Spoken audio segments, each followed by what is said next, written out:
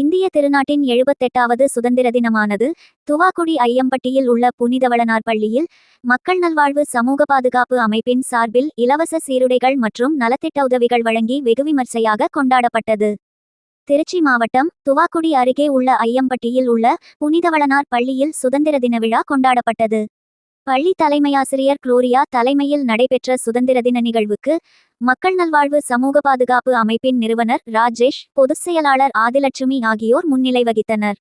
விழாவில் மக்கள் நல்வாழ்வு சமூக பாதுகாப்பு அமைப்பு சார்பில் பள்ளி மாணவ மாணவிகளுக்கு தேவையான சீருடைகளையும் இனிப்புகள் வழங்கியும் மாணவ மாணவிகளின் எதிர்காலம் சிறப்பாக அமைய வாழ்த்துக்களை தெரிவித்தனர். தொடர்ந்து மாணவ மாணவிகளின் கலை நிகழ்ச்சி மற்றும் சுதந்திர தின போட்டியில் வெற்றி பெற்ற மாணவர்களுக்கு பரிசுகள் வழங்கியும் சிறப்புடன் கொண்டாடப்பட்டது.